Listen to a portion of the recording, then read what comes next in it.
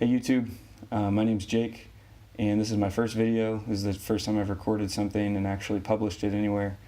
Hopefully it's helpful to you, and I appreciate any feedback.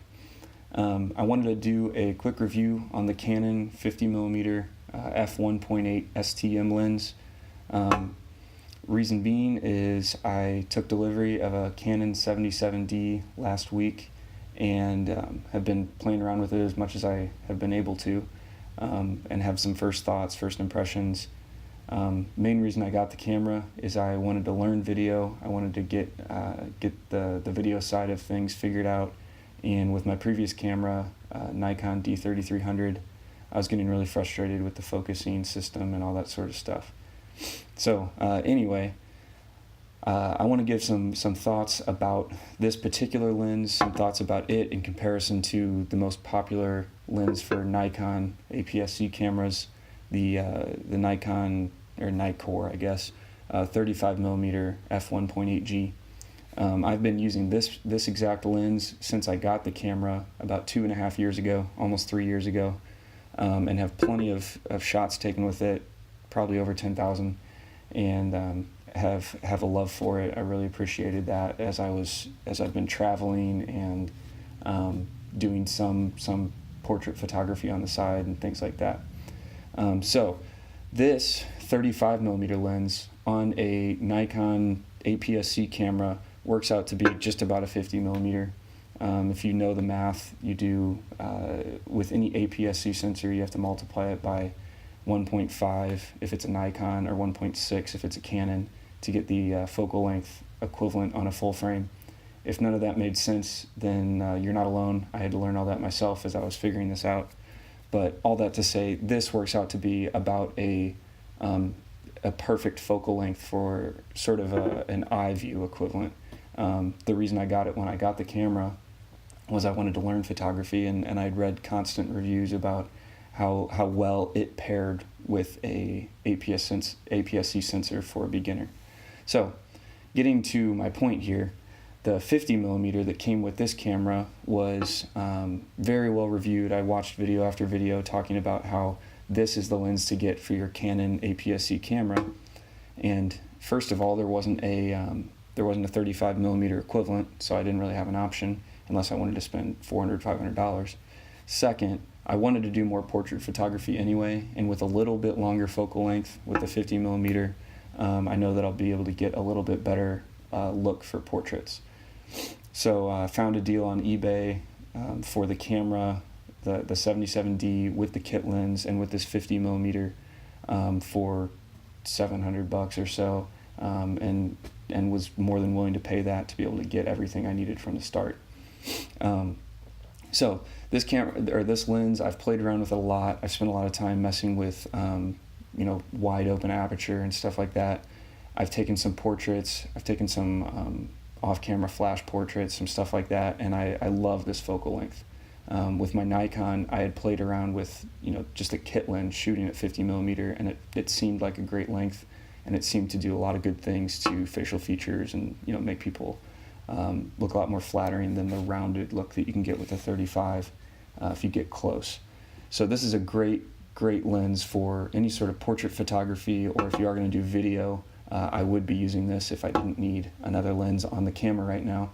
And with the 1.8 aperture, I've taken some really great low light photography. It was great for this because when I had my Nikon, if I was at some sort of indoor event and you just didn't have the light, you were really able to open that up and get some great quality photos without having to bump your ISO up too high. So I guess differences, since this is the most popular Canon lens and this is the most popular Nikon lens, differences. You can see obviously, and hopefully the B-roll gave some sort of demonstration. The Nikon is a little bit bigger, it's a little bit taller, and it's also a little bit wider, just a slightly larger footprint there. Really, it's almost negligible, but significantly lighter, I would say. I don't know if it's, I should check specs. I think there may be less elements in this, but you can tell this is a little bit lower build quality. The plastic's a little bit cheaper, but my understanding is this version versus the previous version from Canon, this is leaps and bounds ahead. So I'll take this build quality for sure. The Nikon they're plastic. It feels really solid to me. It is plastic, but it feels solid. Something that I didn't use very often, but is an advantage on this lens, on the Nikon lens, is it had a manual override full time. So at any point while using the lens, you could just turn the focus ring and it would manually focus. Whereas the Canon 50mm, it does have a manual override, but only in certain circumstances when you've already pressed the shutter halfway, and then the focus ring is actually an electronic focus ring. So ultimately you can't focus the lens without power going to it. Right now it's not doing anything. The reason I mentioned that specifically, I've only had it for about a week, so I'm still getting used to the process of changing lenses with this particular setup. But I know this is a bad habit, but with my D3300, I would consistently just pop the lens off and pop a new one on without turning the camera itself off. With this lens, you're going to want to turn the camera off, because if you don't, there's actually an element at the front of the lens that will move out to focus when it is on. And if it is focused out and then you just pop the lens off, that barrel will be stuck out until you get the lens back on the camera and then turn it off first.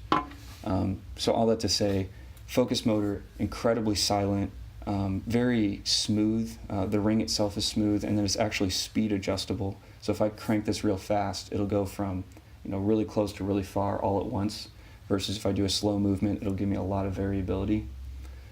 Whereas focus motor in this lens, in the Nikkor lens, even though it's significantly more expensive, this motor is incredibly loud. Even with a shotgun mic, you hear everything. And then it's also, you can probably hear that there, it's really grindy, and it just doesn't feel particularly good. It has no hard stop to it, so it just feels like a lower quality mechanism, even though this lens is more expensive.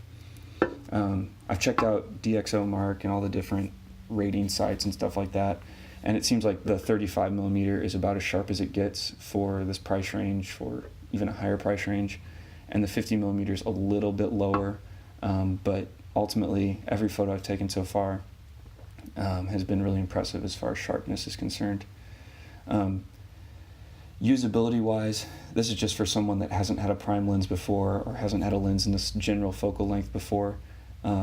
I would say, given my brief experience with it, this 35mm is a more widely applicable lens. You can pop this on doing just about anything and get some sort of usable photography, some sort of usable photos out of it. Whereas the 50mm, you are going to be a little bit more restrained as far as getting wide angle shots, getting really full shots.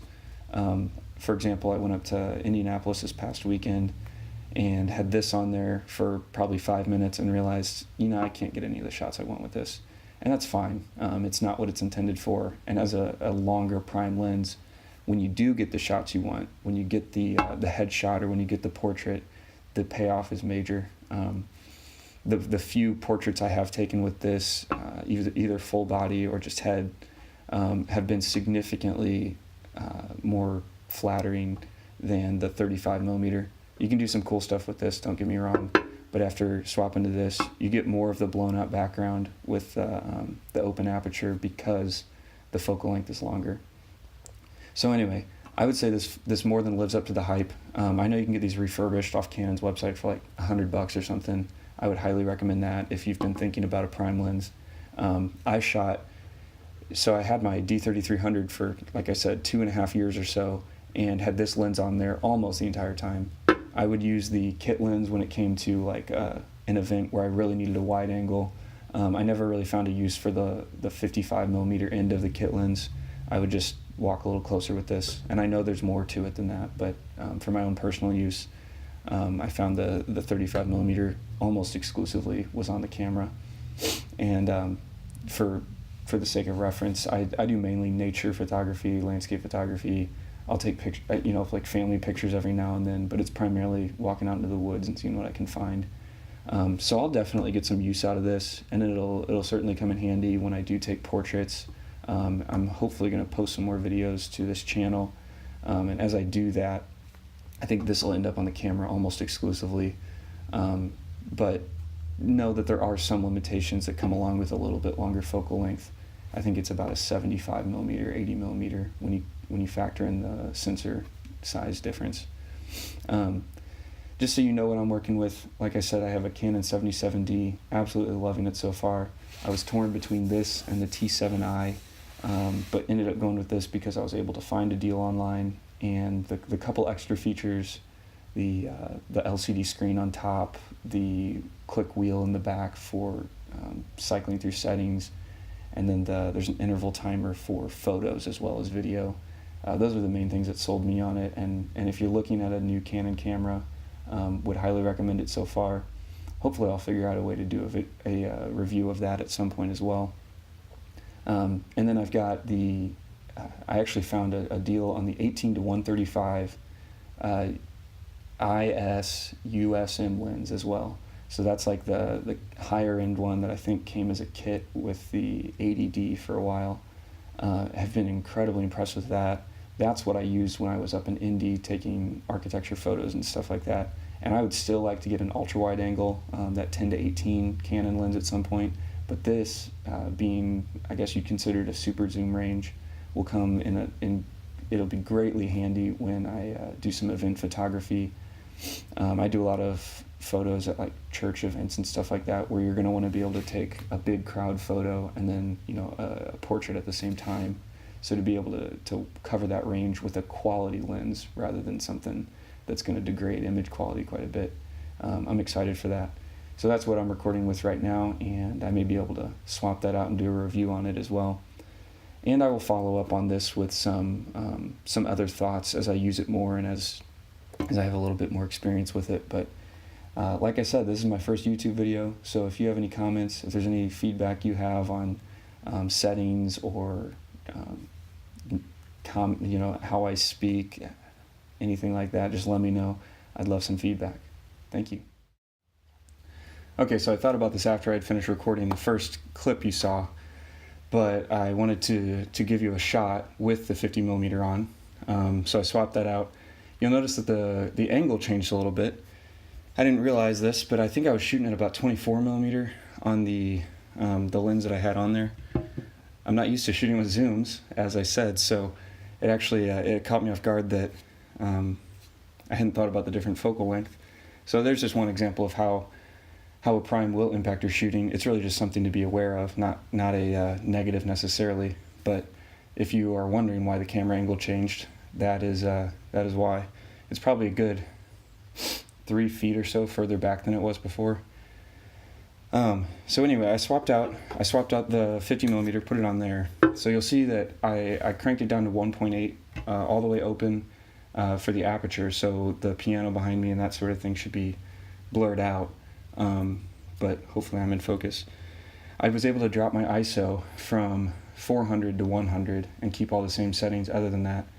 So if you're a low light shooter, or if you're wondering, like, other than blurry backgrounds, what's the point of the f1.8? There's your reasoning. I now have a significantly clearer picture, cleaner image because of the wider aperture. So I guess just as a way for you to see what's going on here, I got a couple lenses out that I had laying around. I will do a review on this. This is the Canon 18-135. It's an f3.5 to f5.6, I believe. Yeah, 3.5 to 5.6. I didn't know this when I got the 77D that I'm shooting on right now, but the kit lens, at least the kit lens that the previous owner had with it, is an f4 to 5.6. I know that Canon has had kit lenses that are f3.5 to 5.6, and my Nikon kit lens from my D3300 was a 3.5 to 5.6. So at 18mm, at that widest focal length, you actually lose a little bit of light with the kit lens that comes with the 77D. But it's still an STM lens, and it still has image stabilization. So the focus should be more or less silent, and then the image stabilization will allow you to shoot at a lower shutter speed anyway. So it sort of compensates for the loss of the f1.8 aperture. But anyway, I will do a review on this 18 to 135 as I've gotten a little bit more experience with it. So far, here's some quick comments, sort of prefacing the review. My goodness, is this lens sharp, in my opinion, based on my experience with this this beauty of an 18 to 55 from 3 or 4 years ago now. Very sharp, and not in a bad way necessarily, but heavy. It feels significantly more solid. The kit lens that came with this camera was like a piece of, it was like a toy basically. And then my kit lens from the Nikon was a little bit heavier, but still felt very cheap. Never had any issues with it, and it still works, but generally speaking, it feels pretty cheap. So anyway, great image quality, and I say great image quality all the way from 18 to 135. I've only shot a few long telephoto shots at the 135, but the two big things to note is I didn't notice any significant loss in image quality, and with it being image stabilized, I was shooting, I think the other day I was shooting at 1/50th of a second. It may have even been 1/40th of a second with the lens at 135, which is very, very slow. If you think that normally you're supposed to do the reciprocal rule, so you should shoot at 1/35th, but you have to multiply that by 1.6 because it's on a crop body. If that doesn't make sense, just know that you should technically be shooting over 1/200th of a second, and this was doing it all right at about 1/40th, 1/50th. So really the whole purpose of me talking right now is just so you have some sort of gauge of what the difference is between the 50 1.8, and then I was shooting just at about 24mm with this at about f4, I think. It was the minimum aperture, which I believe is f4 at that particular range. Looking in the future, assuming this all settles in, and I'm really liking the Canon so far, but as long as there's nothing that really turns me off to it, I'd love to get that 24mm pancake lens from Canon, the STM f2.8, because that was the exact focal length I was just shooting at, and I'd get a little bit more light in and a little bit more of that bokeh, the blown out background, if I could stop down a little bit more, or open up a little bit more with the aperture. So anyway, I hope this review was helpful with the swapping the lens, and I hope that it makes some sense comparing it to the Nikon lens from when I first got my camera. This is my standard of a quality, affordable lens. I think I paid about $170 for it, because I got it refurbished from Nikon. But if you do want to buy it new, it's still like $200 or $220, versus this Canon lens you're seeing right now is $125 new, and I would recommend getting it refurbished if you're going to, for like $100 off of Canon's website. Lots of light in low light situations, great focal length for portraits. Just for a demo, if you want to see, I'll get close here, see if I can get focused. You see how far out of focus that plant is now, versus if you bring it back into focus, you get so much depth of field, or whatever you want to call it, with the wider aperture. I'm out of my light now, but anyway, I hope this video was helpful, and if you have any questions, comments, anything like that, post them below. Thanks.